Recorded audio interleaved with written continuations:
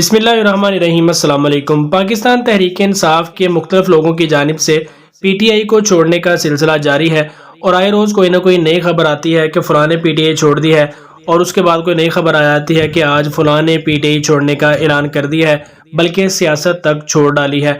लेकिन सबसे जो बड़ी खबर है और ब्रेकिंग न्यूज़ है कि पाकिस्तान मुस्लिम लीग नून, जो कि अब मौजूदा वक्त में पाकिस्तान की सबसे बड़ी सियासी जमात है, उनके दो अहम लोगों की जानिब से शायद मुस्लिम लीग नून को छोड़ने का फैसला किया जाएगा और आने वाले वक्तों में इस बात का ऐलान भी आप होता देख सकेंगे।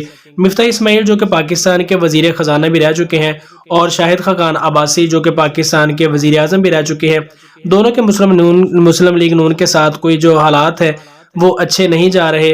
और सोशल मीडिया पर भी आप देखते हैं कि दोनों की जो स्टेटमेंट्स आती हैं वो भी इतनी मुस्लिम लीग नून के हक में नहीं होती।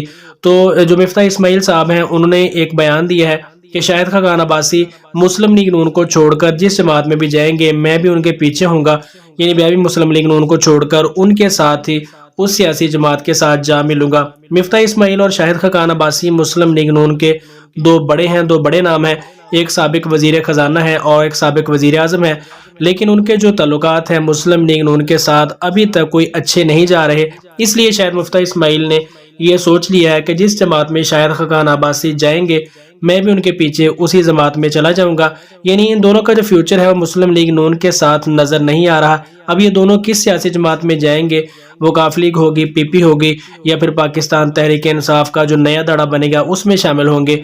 जैसे ही इस बारे में कोई नई अपडेट आएगी आपको इन्फॉर्म करने की कोशिश करेंगे। चैनल पर नए हैं तो सब्सक्राइब करें। मिलते हैं किसी नेक्स्ट वीडियो में, तब तक के लिए अल्लाह निगहबान।